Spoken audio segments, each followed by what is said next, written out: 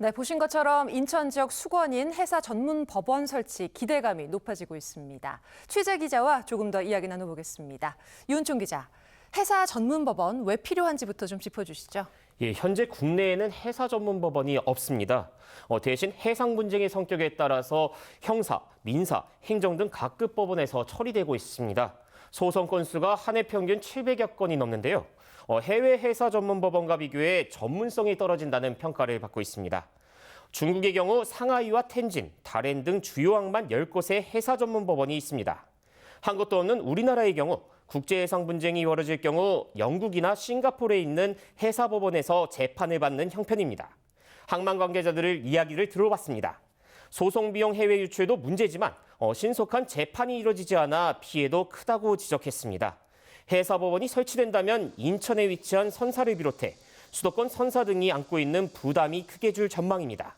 법원이 들어서면 지역에도 법률 시장 활성화는 물론 전문 인력 양성이 이루어지면서 일자리 창출로 이어질 것으로 기대되고 있습니다.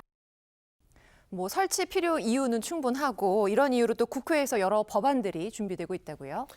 네, 해사법원 설치를 위한 가장 확실한 방법은 설치 근거가 되는 입법 마련입니다.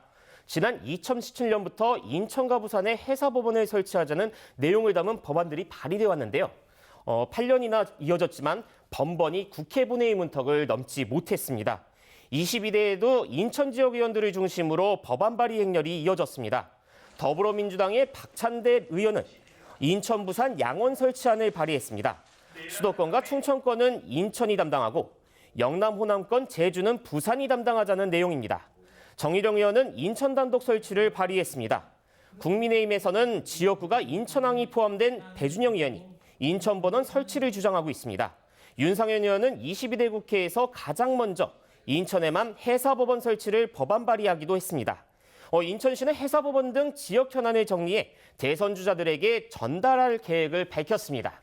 네, 조기 대선 국면에서 설치 기대감이 높아지는 건 후보자들의 공약 때문인데 공약을 보면 인천 입장에서는 달갑지만은 않다고요. 네, 맞습니다. 이재명 더불어민주당 후보는 해양수산부 부산 이전을 공약했고 여러 대선 주자들이 부산 해양 클러스터 중추도시로 만들겠다고 약속했습니다.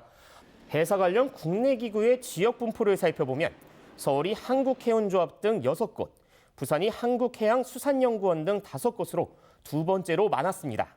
반면 인천은 지난해 11월 개관한 국립인천해양박물관 한 곳뿐입니다. 최근 북극 항로 개척에 대한 관심이 커지면서 인천의 극지연구소를 부산으로 옮겨야 한다는 주장도 다시 나오고 있습니다.